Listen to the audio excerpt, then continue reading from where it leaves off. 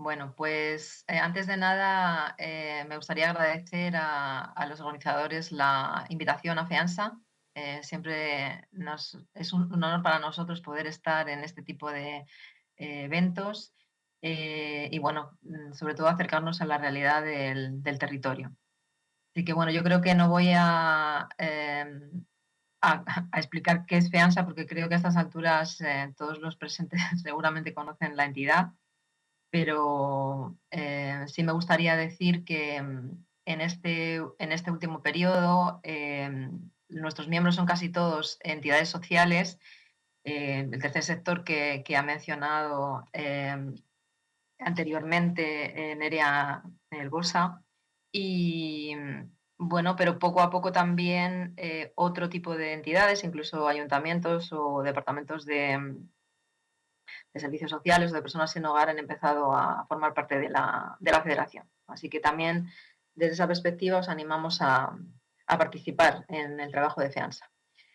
Y bueno, para empezar mi intervención os voy a compartir la presentación que he preparado. La he recortado un poco mientras estaba hablando Raquel para que no nos vayamos un poco de tiempo. No quiero yo interponerme entre vosotros y el café, que siempre es la parte más deseada.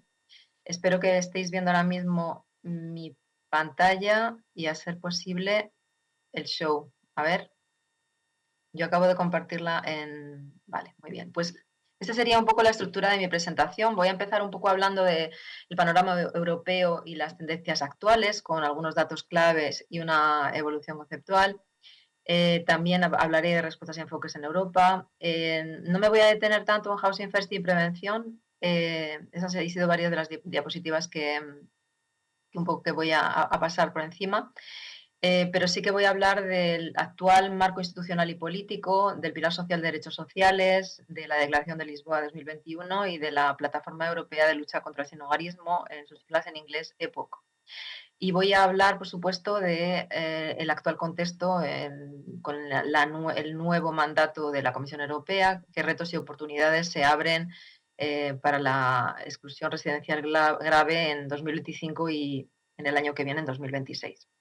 Entonces, esa segunda parte que mencionaba sería más la conexión con la estrategia vasca y hablando ya más de tema de derechos y de colectivos vulnerables. Y un poquito también de asentamientos informales. Así que bueno, sin más dilación, vamos a adentrarnos un poco en el tópico de mi presentación. Eh, el panorama europeo de la exclusión residencial nosotros lo tratamos de analizar anualmente en esta publicación que tenéis en vuestra pantalla, el Overview of Housing Exclusion, o sea, es una especie de panorama de sinhogarismo y exclusión residencial en Europa, que hacemos en colaboración con una fundación francesa, la Fundación pour le Logement. Y ya en la publicación, en la versión del 2024, se hablaba de una estimación de 1,2 millones de personas sin hogar cada noche en la Unión Europea. Esto se hace utilizando Letos Light, categorías 1 y 2 y alguna de la 3. Y bueno, se vio ya en su momento, se ha venido dando en todas las últimas publicaciones una tendencia al alza en la mayoría de los países. Quizá la excepción son algunos de los países nórdicos. Y bueno, también junto a esta tendencia, la saturación de los centros, que en su gran mayoría son cada vez más costosos y que se entiende desde las entidades que son soluciones insostenibles a largo plazo. Entonces, de ahí que hablemos de la necesidad de avanzar hacia el realojamiento estable en vivienda y acompañado siempre de medidas de prevención que eviten nuevas entradas, ¿no?, al sistema, como evitar los desahucios o apoyar a quienes salen de instituciones. Bueno, otro factor clave es claramente la migración, que la compañera Raquel ha mencionado, ¿no? Y las políticas disfuncionales a nivel europeo han agravado el problema y en muchos países la población migrante es una mayoría dentro de los recursos para personas sin hogar. junto a esta situación de exclusión residencial grave, se da una crisis de vivienda asequible para capas más grandes de la sociedad, capas quizá que son incluso los jóvenes o la clase media. Y bueno, este sería un poco como una especie de foto fija. En esa evolución del sinhogarismo, yo creo que se ha mencionado ya a lo largo de la mañana un poco, ¿no?, cómo ha sido esa evolución en estos últimos, yo diría, 40 años. Pasar desde una definición más estrecha que abarca solamente las formas más visibles de sin hogar, sin techo en centros, a una definición más amplia que abarca vivienda insegura, vivienda inadecuada, pasar del sinhogarismo como un estado fijo a uno algo dinámico, el que afecta a hombres solteros, pero también está afectando cada vez a diferentes colectivos, mujeres, jóvenes, personas mayores, por ejemplo. Y bueno, pasar también hacia la causalidad en la intersección de factores estructurales con circunstancias personales. Entonces, se trataría no tanto de arreglar la persona, pero de alojarla y trabajar, acompañarla en sus procesos en la medida de sus necesidades. Y bueno, por supuesto, y yo creo que esto enlaza directamente con la temática de la jornada, las personas son sin hogar, son titulares de derechos y como tales tenemos que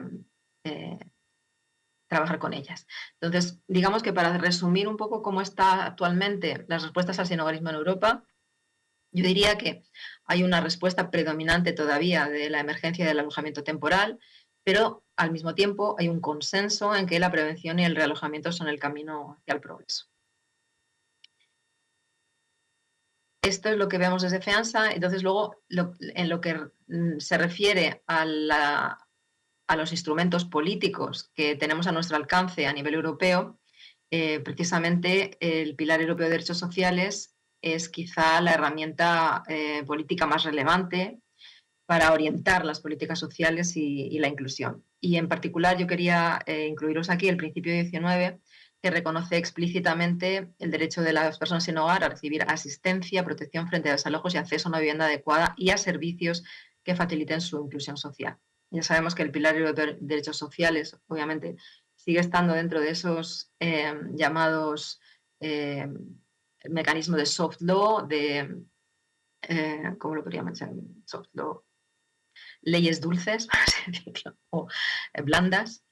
Y el Pilar Europeo de Derechos Sociales tuvo otro instrumento que se llama Action Plan, un plan de acción para desarrollar, digamos, líneas específicas de actuación que desarrollen estos principios, y en particular en la que se refiere a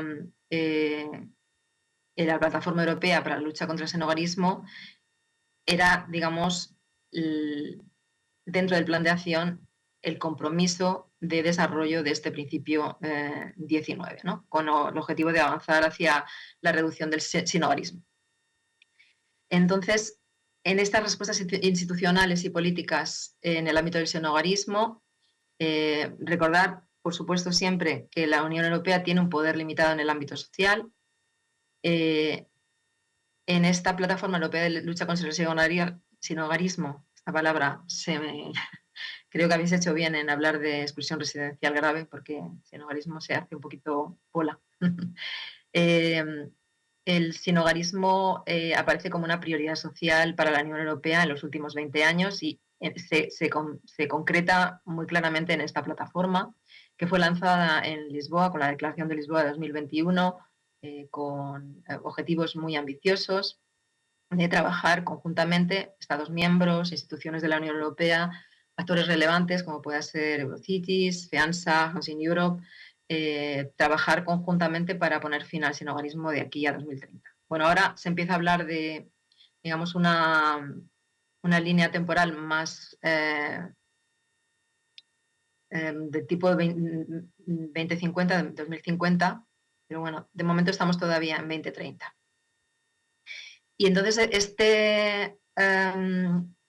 la Plataforma Europea de Lucha contra el Sinhogarismo ha estado funcionando de 2021 a 2025, con 3 líneas, 3 áreas de trabajo principales, una de datos y análisis liderada por la OCDE, coordinada por ellos y, bueno, sobre todo con mucho análisis estadístico, todo lo que tiene que ver con recogida de datos para capturar la realidad más amplia. También tiene dentro de este datos y análisis un proyecto piloto financiado por la Unión Europea de recuento de personas sin hogar. El área de aprendizaje mutuo, que es un área en la que FEANSA ha tenido un papel preponderante, sobre todo en estos últimos 2 años, 2024-2025, con este Epoch Practice que tenéis en la slide. Y además, en esta parte de aprendizaje mutuo, tienen cabida también los proyectos de innovación social financiados por el Fondo Social Europeo. El último área de trabajo es la financiación. La lidera el Banco de Desarrollo del Consejo de Europa y el problema de las personas sin hogar se aborda desde la perspectiva de una cartera de proyectos de vivienda para las personas sin hogar. Entonces, esto estamos un poco trabajando desde FEANSA para que tenga una continuidad a partir de este año. Entonces, 2025, año crucial en la Unión Europea. ¿Por qué? Porque en 2025, bueno, pues tenemos, tras las recientes elecciones europeas del verano de 2024, un Parlamento con una composición completamente cambiada, con un crecimiento de la derecha, derechas tradicionales, pero también de extrema derecha, que utiliza un discurso más populista. Por otro lado, tenemos un nuevo colegio de comisarios que abre nuevas oportunidades. Sobre todo para nosotros nos ha parecido importante que se haya creado la nueva comisaría de energía y vivienda. El nuevo comisario Jorgensen es danés y de los socialistas. Y entendemos que es una oportunidad, pero también, como os voy a hablar más adelante, tiene sus limitaciones. A todo esto, bueno, una de las encomiendas, una de las tareas que se le ha encomendado al comisario de Energía y Vivienda es el Plan Europeo de Vivienda Asequible. La vivienda asequible se ha convertido en este nuevo mandato en una prioridad política en toda la Unión Europea, en diferentes instituciones, ahora lo vamos a ver, y tendrá que desarrollar comisario de Energía y Vivienda un plan europeo de vivienda asequible.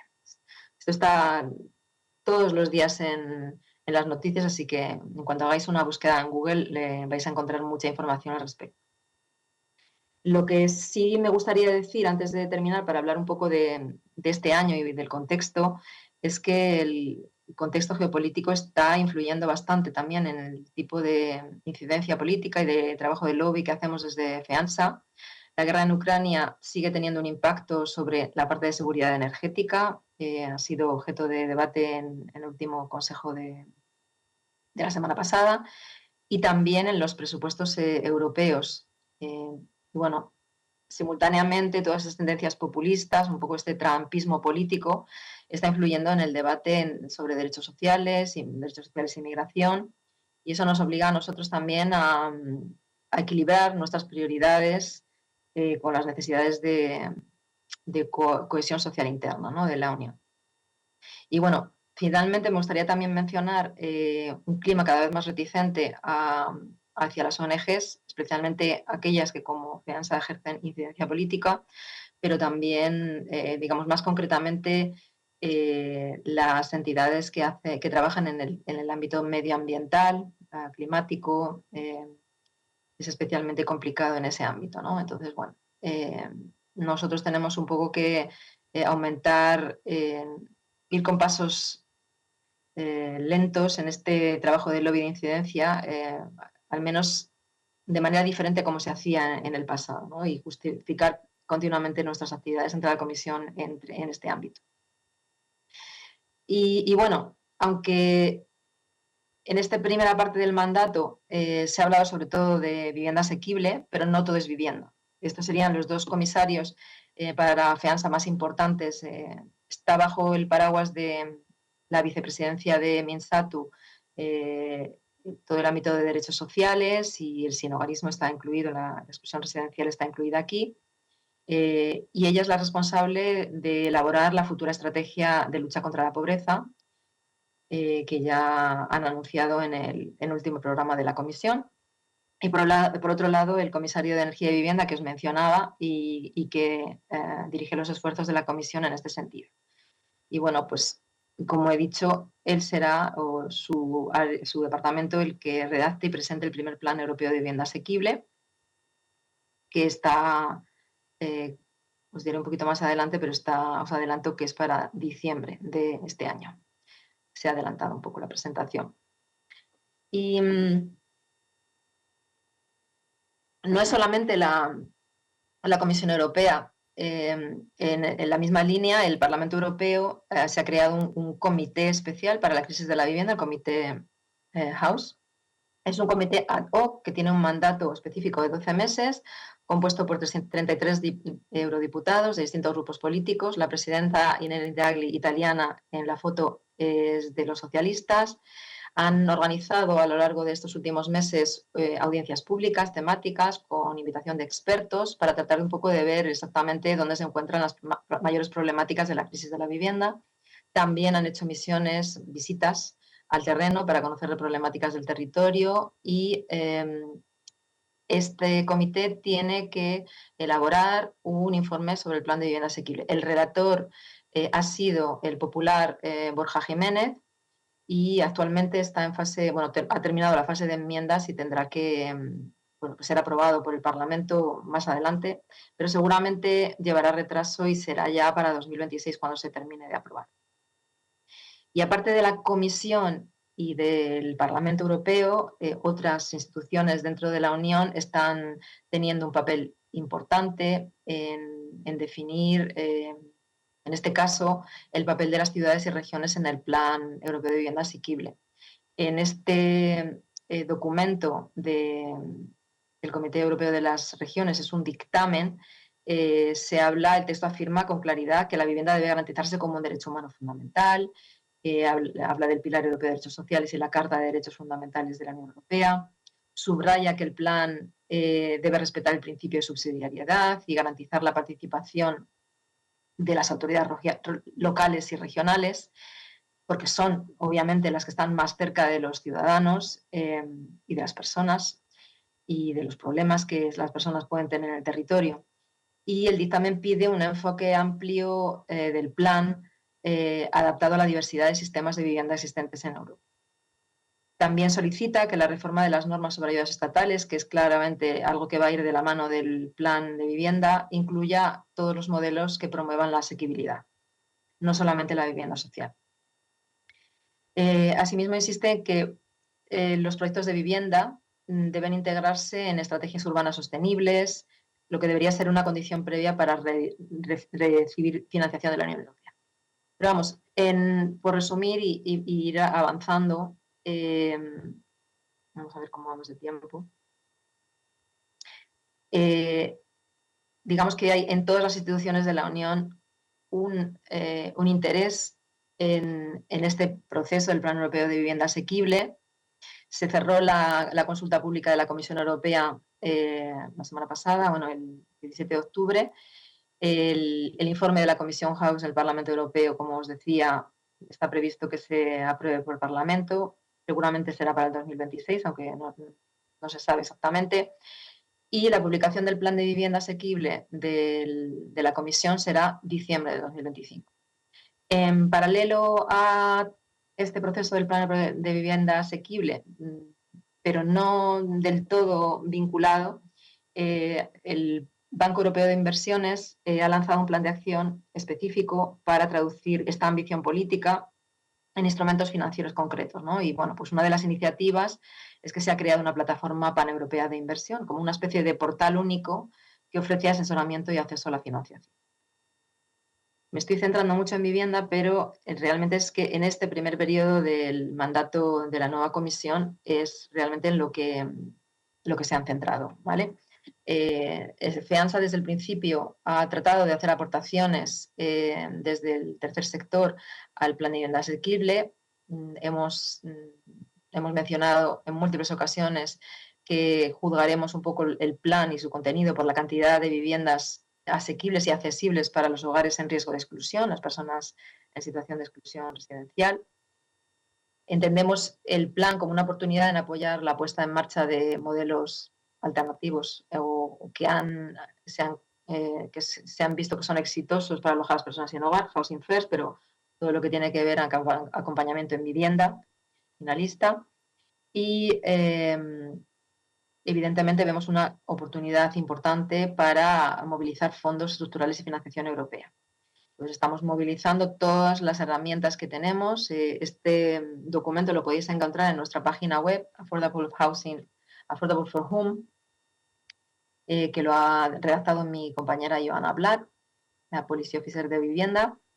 Y pues hemos tratado un poco también en las diferentes consultas públicas que ha habido, de tratar un poco de hablar de que no hay una definición de vivienda asequible y que eso de que sea distinta de la vivienda social puede suponer un riesgo de desplazamiento de la financiación y el respaldo político a la vivienda social. Hemos tratado también de hacer ver a los actores implicados de que hay una evaluación muy poco convincente de las necesidades de vivienda y que la que hay está centrada sobre todo en jóvenes y la clase media, pero no se tiene en cuenta otros grupos que puedan tener una necesidad. Y bueno, por supuesto, todo lo que tiene que ver con la financiación, pues digamos que los fondos europeos no van a resolverlo todo, ni los fondos privados son tampoco la panacea, en el sentido de que siempre va a tener que haber una participación pública a nivel nacional. Entendemos que la condicionalidad social de estos fondos debe ser fundamental. Y bueno, ahora hay una incertidumbre grande con respecto al próximo presupuesto de la Unión Europea, el MFF, que ya se está negociando. Y bueno, pues hay mucho peligro porque también se ve que se desviarían los fondos, una parte de los fondos a gastos de seguridad y defensa. Y bueno, ¿qué nos deparará el 2026 en áreas que tengan que ver con exclusión residencial severa? Primero, el Plan Europeo de Vivienda Asequible, que irá de la mano más adelante de una nueva iniciativa para los alquileres de corta duración. También va a haber una nueva regulación de las ayudas del Estado. Y esto se ha anunciado recientemente la primera estrategia europea de lucha contra la pobreza, que, bueno, Minsatu, la comisaria, ha dicho que, bueno, que tendrá como objetivo reducir el número de personas en riesgo de pobreza de aquí a 2030. Y bueno, nosotros esperamos también que dentro del nuevo plan de acción del Pilar Europeo de Derechos Sociales haya también un nuevo plan de trabajo para la Plataforma Europea de Lucha contra el Sinhogarismo. Y bueno, yo creo que me voy a parar aquí para dar la posibilidad de que podáis hacer preguntas. Quizá esto ha sido muy atropellado, de mucha información en muy poco tiempo. Así que si hay alguna pregunta para poder aclarar alguno de estos puntos, pues yo intentaré en la medida de lo posible pues arrojar alguna luz. Pero bueno, no sé, os veo ahí, os veo todos de espaldas, os veo solamente las cabezas, entonces no sé si alguna persona de la organización ha recogido alguna pregunta. Yo mientras tanto aprovecho para beber agua.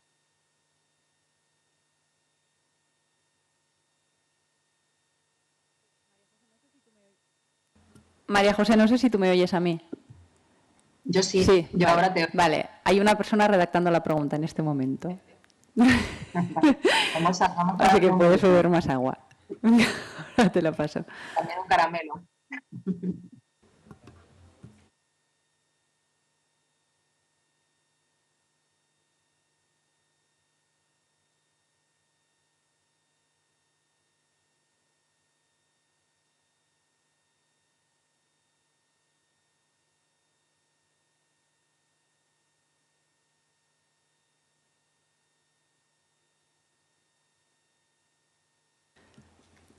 Sí, María José, la primera pregunta es de Alfonso López, creo, de APN. Si consideras que el crecimiento de la ultraderecha y sus discursos van a dificultar las futuras políticas frente a la exclusión residencial grave. Madre mía, Una pregunta delicada. Bueno, pues la verdad es que si escuchamos, por ejemplo, sus discursos en el ámbito, por ejemplo, del Parlamento Europeo, que es donde yo realmente he tenido la oportunidad de escuchar la extrema derecha, eh, es increíble cómo sus discursos son muy cercanos a lo que podría ser una izquierda popular, una izquierda preocupada en protección social. Hablan de personas vulnerables, hablan de los más desfavorecidos. O sea, yo no creo que haya un total olvido y que tengamos que, digamos, echarnos a llorar por la situación que vamos a tener. Lo que sí es cierto es que cuando hablamos de población migrante, ahí sí que se saltan las alarmas, porque ellos entienden que sí, que efectivamente los recursos del Estado, los recursos de los gobiernos, pues deben ser destinados a los ciudadanos, ¿no? A los ciudadanos europeos, pero no a los ciudadanos extraeuropeos, por ejemplo. Yo creo que sería un poco en ese ámbito donde yo encuentro que hay una preocupación clara, ¿no? Pero bueno, todo depende de los grupos. Digamos que hay grupos dentro del Parlamento Europeo que están más abiertos eh, a recibir una influencia por parte de entidades como FEANSA u otras entidades sociales que trabajan en el ámbito europeo y que, bueno, no tiene por qué ser en principio perjudicial, ¿no? Hay algunos grupos con los que todavía se puede hablar y establecer alianzas estratégicas eh, para mejorar la situación, claramente. Pero hay otros que no. Entonces, bueno, sí, digamos, es con estos. No sé si estoy respondiendo a la pregunta. Yo respondo lo que me ha surgido así un poco eh, espontáneamente. Seguramente se podría decir mucho más. Pero sí, por ejemplo, ahora recientemente Olivier de Schutter,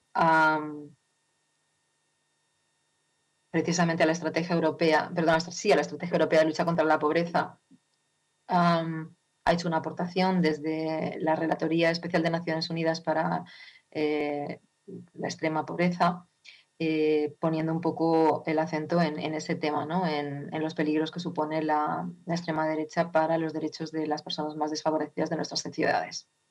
Pero sí, lo que también desde la perspectiva de las personas sin hogar nos preocupa, y de hecho en FEANS hemos creado recientemente un pequeño grupo de trabajo de abogados en situación de calle, es todo el tema que tiene que ver con pues el estigma, los crímenes de odio,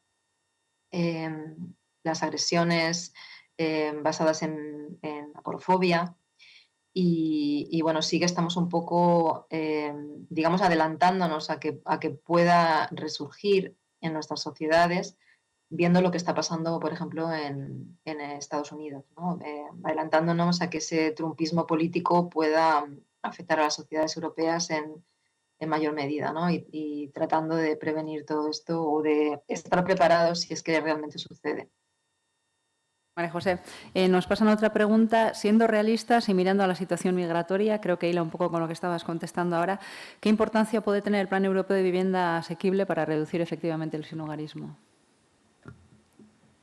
Bueno, realmente yo creo que nosotros mantenemos la esperanza de que va a haber una parte enfocada a personas sin hogar. O sea, nosotros estamos haciendo nuestro lobby precisamente para que no se quede fuera. Y de hecho, recientemente la propia Mintzatu, la comisaria del ámbito de derechos sociales, hablaba de que la estrategia de lucha contra la pobreza y el plan de vivienda asequible deben reforzarse mutuamente. Entonces,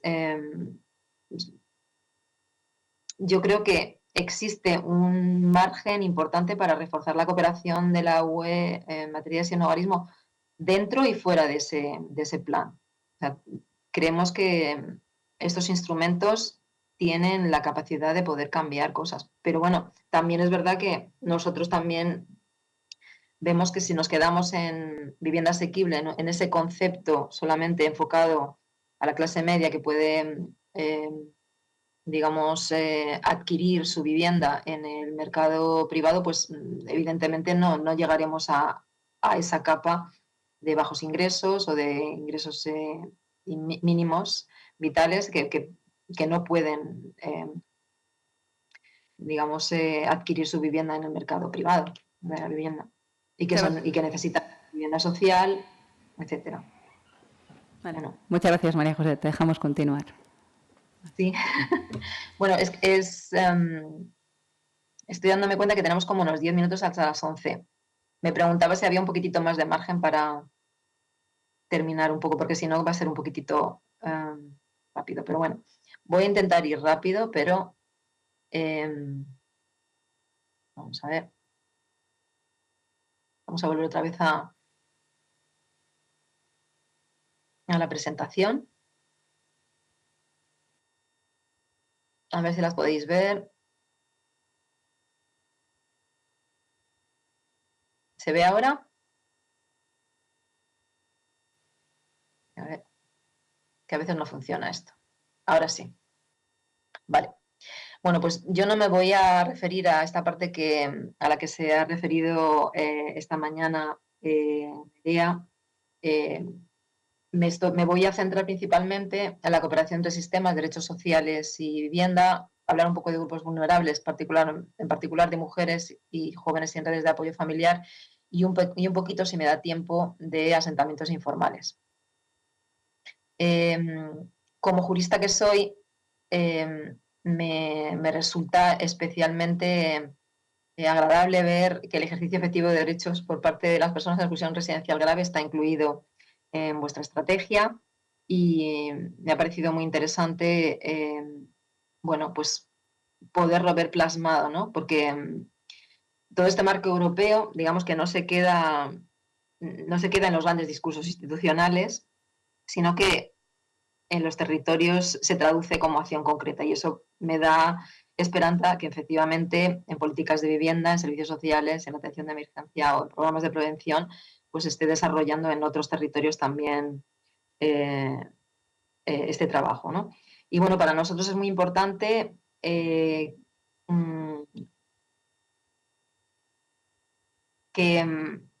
los derechos sociales estén presentes y, bueno, sobre todo que tengan en el centro la vivienda, porque sin vivienda digna y estable, claramente otros derechos, la salud, el empleo, la educación, pues quedan fuera de nuestro alcance. Y, bueno, no me voy a detener mucho en cada uno de los derechos, porque si no, iríamos muchísimo más allá del tiempo que tenemos, pero, bueno, mencionar un poco la vivienda adecuada como derecho humano fundamental, vinculado a otros derechos como la salud, la vida privada y familiar, y cómo el sinhogarismo y la exclusión residencial constituye realmente la expresión más extrema de esa vulneración. Desde el plano europeo, el principio 19 del Pilar Europeo de Derechos Sociales incide sobre la vivienda como derecho social, retomando contenidos de la Carta de Derechos Fundamentales. La garantía de ingresos como una herramienta clave contra la pobreza y la exclusión ha sido también tratada en el ámbito europeo, que debe permitir cubrir no solo necesidades básicas, sino también en largo plazo y más estructuralmente favorecer la inclusión social. Pero sí que es cierto que a pesar de todas las previsiones y de la normativa en marcha, la mayoría de los sistemas europeos están presentando bastantes barreras de acceso y niveles insuficientes de acceso por parte de las personas sin hogar. Hay una recomendación del Consejo de la Unión Europea que os recomiendo leer, que plantea que debe de suponer ingresos adecuados, una cobertura amplia y un acceso simplificado, y que debe estar siempre coordinado con cualquier garantía de ingresos con la vivienda, la salud y el empleo. O sea que en ese sentido, vuestra estrategia vasca recoge fundamentalmente lo que se está diciendo en el ámbito europeo también. La vivienda, por supuesto, es un determinante social de la salud. Como los que trabajáis en este ámbito sabéis, el sinhogarismo implica mayor mortalidad y una peor salud física y mental para las personas. Y a pesar de eso, siguen existiendo unas barreras de acceso a la atención sanitaria por el estigma, por la documentación, por la rigidez administrativa, por diferentes factores. Nosotros desde FEANSA seguimos insistiendo que el Housing First es quizá el enfoque más eficaz para responder conjuntamente a las necesidades de salud y vivienda. Y bueno, sobre todo de la necesaria coordinación entre todas las políticas de salud, vivienda y servicios sociales. Con respecto al empleo y la inclusión, la verdad es que FEANS ha trabajado poco recientemente. Nuestro trabajo sobre el empleo estaba un poco navegando en nuestra página web y en trabajos anteriores. Y bueno, pues evidentemente la vivienda y el empleo son interdependientes. Sin domicilio es difícil acceder o mantener un trabajo y es necesario tener políticas integradas que unan esto: vivienda, acompañamiento social, formación y orientación laboral. En el pasado, lo que yo he estado un poco observando del trabajo que FEANSA realizó, las iniciativas más exitosas combinaban formación, tutoría y apoyo continuo. Y si vais un poco a los recursos que nosotros ponemos a disposición de las entidades, pues veréis que hay, sobre todo, compartimos experiencias exitosas, buenas prácticas en el ámbito de inserción laboral para conseguir la estabilidad residencial y prevenir la exclusión de las personas. En cuanto a la educación, casi siempre la vemos de la mano de personas sin hogar o personas excluidas, de menores, jóvenes y niños. La estabilidad residencial es imprescindible para que ellos tengan una continuidad educativa. Y en países, por ejemplo, como Irlanda, se ha detectado que la falta de hogar afectaba mucho al acceso, al aprendizaje y al rendimiento escolar, y que la escuela muchas veces representa el único entorno seguro y predecible para muchos menores. Por ejemplo, hay una entidad inglesa que se llama Shelter, que tiene herramientas para apoyar al profesorado para identificar y acompañar al alumno afectado, ¿no? Entonces, bueno, también FEANS, en las diferentes actividades que realizamos, pues enfatizamos la coordinación entre vivienda, servicios sociales y escuela como muy importante para romper también el ciclo de exclusión. Y bueno, vamos a pasar, después de haber visto un poco así someramente, soy consciente de que me he pasado servicios sociales, pero bueno, por no cargar con mucha información, en FEANSA hemos empezado a trabajar el género en sinhogarismo relativamente recientemente. Estamos muy especializados en la oficina de FEANSA aquí en Bruselas, y es mi compañera Dalma Fabián la que ha iniciado todo este trabajo de la respuesta a las mujeres en situación de exclusión residencial grave. Yo sé que el despliegue y el enfoque de género e interseccional es importante en vuestra estrategia vasca, y FEANSA ha trabajado este tema en torno a la exclusión social de diferentes maneras. Para abordar la brecha que existía con el pasado, que casi siempre era pues, trabajo relacionado con hombres solos, principalmente, se ha creado en 2022 una comunidad de práctica de FEANSA Mujeres, que aparece en vuestra pantalla, un espacio donde diferentes profesionales de diferentes países también comparten recursos, enfoques, con el objetivo de mejorar la prevención, acompañar mejor y conocer mejor las mujeres en exclusión residencial grave. Aparte de esto, FEANSA ha elaborado una serie de informes, declaraciones políticas, para mostrar, por ejemplo, cómo la falta de privacidad o la ausencia de servicios adaptados aumenta la vulnerabilidad de las mujeres. Y las mujeres en albergues y centros de acogida, en este caso me estaba refiriendo. En el 2022 también, que fue un poco como el año en el que realmente cambiamos un poco nuestro enfoque, se hizo un documento clave, Housing First y Mujeres, un documento que muestra cómo el modelo puede adaptarse eficazmente también a las necesidades de las mujeres, ¿no? Integrando sobre todo la atención al trauma y el apoyo personalizado. Y también hemos trabajado temas más específicos, como la situación de las mujeres migrantes o la intersección entre violencia de género y sinhogarismo. Como ha dicho anteriormente Raquel, pues es un poco uno de los temas más importantes cuando hablamos de mujer y sinhogarismo. Y bueno, un evento reciente que hemos hecho también para sensibilizar a nuestros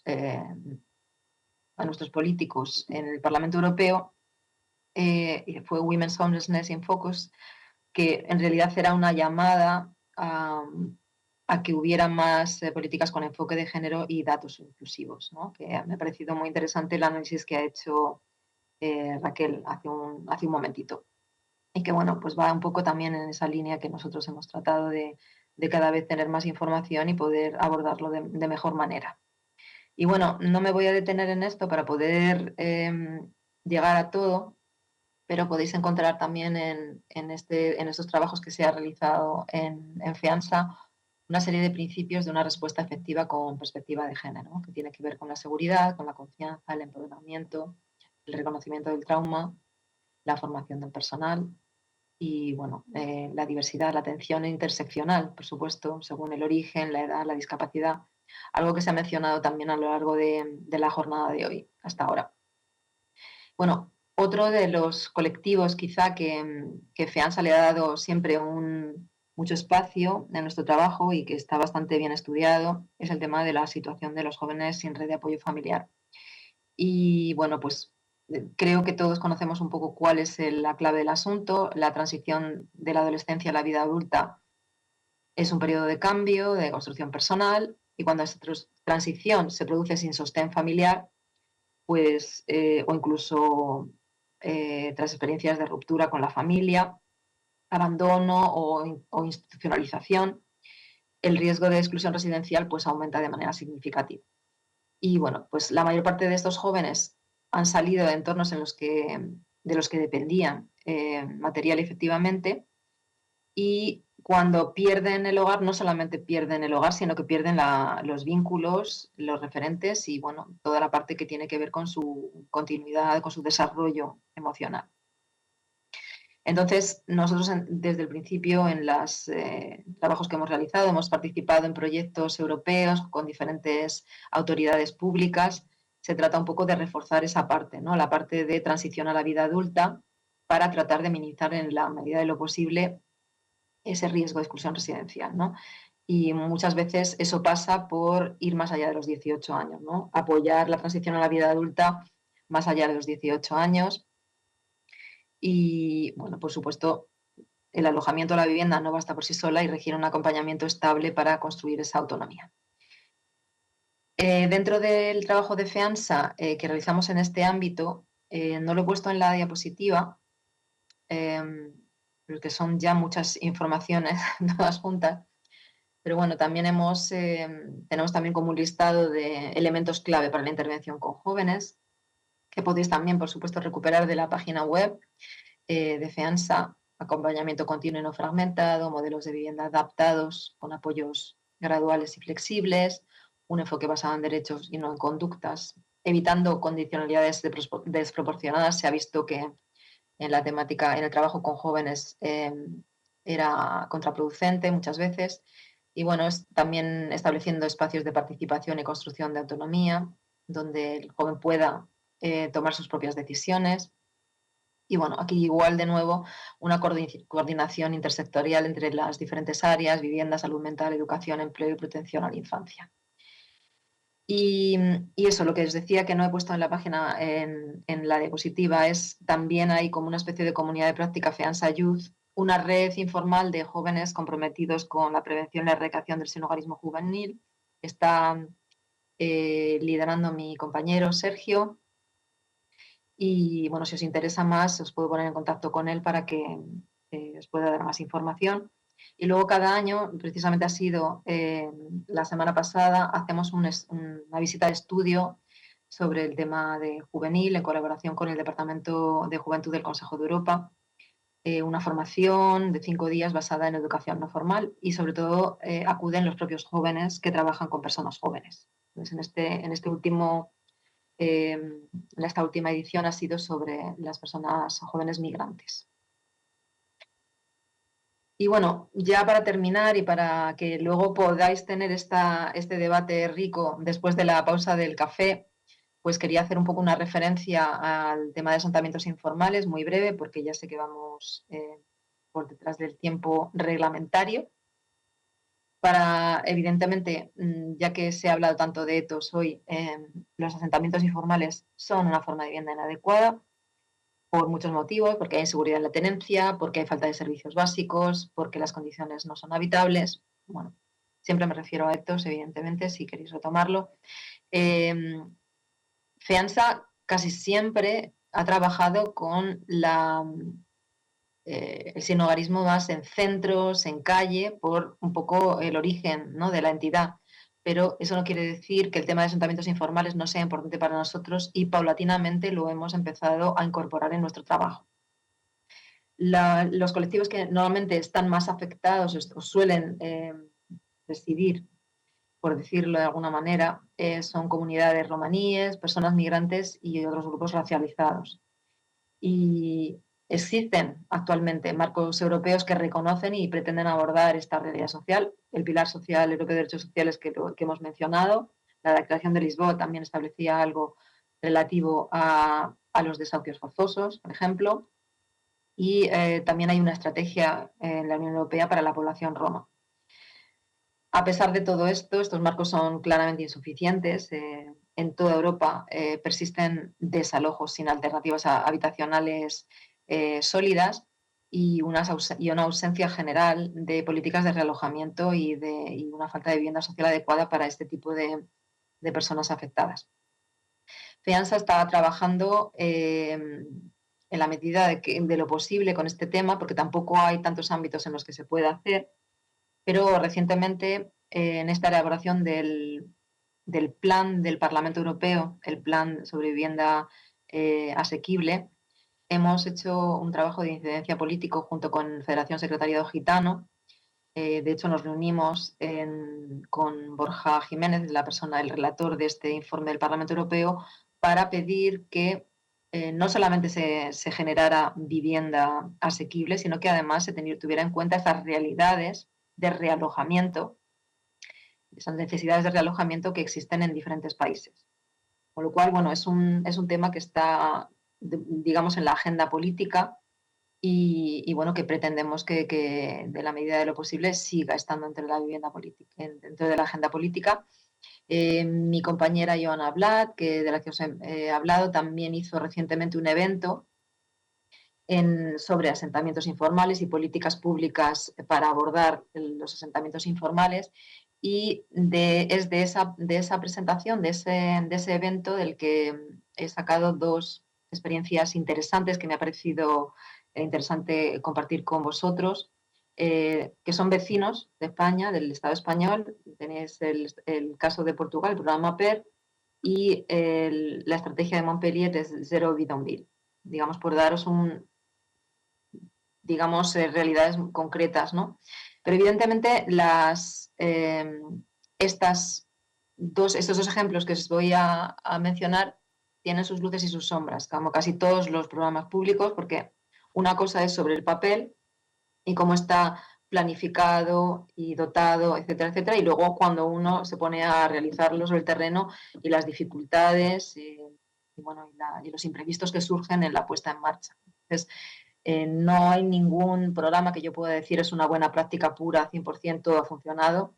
El caso de Portugal, hubo una sustitución progresiva de asentamientos por vivienda social, en el que los elementos claves eran la participación comunitaria, las familias fueron parte del diseño y asignación de viviendas, hubo un enfoque integral, ¿no?, tratando el tema de la vivienda con integración social hacia sus servicios. Esa es una parte común de los diferentes programas que he estado mirando para poderos exponer algo hoy aquí. Muy importante en las dos experiencias que os he puesto aquí, financiación estable, tanto de fondos estatales como municipales, en este caso Lisboa y Oporto, pero también con apoyo europeo en fases posteriores de este programa PER. Y bueno, el impacto, una reducción significativa de asentamientos en Lisboa y Oporto y la mejora en condiciones de vida y cohesión social. Y bueno, para terminar sería pues esta estrategia de Montpellier, que también tenía un objetivo claro y medible, que era eliminar todos los bidonvilles en la metrópoli en 10 años. Esto acaba de empezar, todavía no está terminado, evidentemente. También hay un enfoque integral incluyendo acompañamiento social, escolarización, acceso al empleo, soluciones habitacionales transitorias. Y para eso, para todo este acompañamiento, tiene una participación de múltiples actores, aparte de una colaboración entre diferentes, una gobernanza entre Estado, municipio. También hay la participación de asociaciones como la Fundación pour le Logement, la anterior Fundación de Pierre, Médecins du Monde, la CIMAD y 14. Y bueno, también hay actores privados involucrados en esta estrategia. También tiene una financiación estable muy importante, un compromiso estatal de 700.000 a 1 millón de euros al año durante 10 años, más fondos europeos para movilizar viviendas vacías. Así que, como veréis aquí, digamos, hay una gobernanza multinivel y una financiación también de los diferentes niveles, ¿no? Del Estado y de... Y bueno, en este caso, la compañera francesa hablaba de algunos retos y algunas críticas que se hacían a esta estrategia, porque parece ser que en el 2021 hubo expulsiones abruptas que interrumpieron las dinámicas participativas y generaron tensiones un poco con los residentes. Y bueno, también en el proceso de implementación de la estrategia se han encontrado con una oferta limitada de vivienda social, con lo cual pues, muchas de las soluciones temporales se han prolongado en el tiempo. Y bueno, por desgracia, pues el enfoque de derechos, la garantía del enfoque de derechos no ha podido ser garantizado en todos los casos.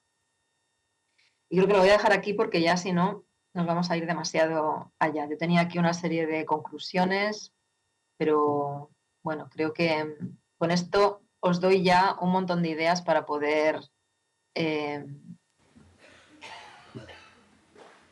hacer un buen debate después del cafetito que os vais a tomar ahora. Vale, muchas gracias, María José. Espero que haya sido interesante. Y bueno, siento por el atropello que a veces da este tipo de cosas. Perdona tú porque hemos ido con retraso desde el arranque y disculpa tú las prisas.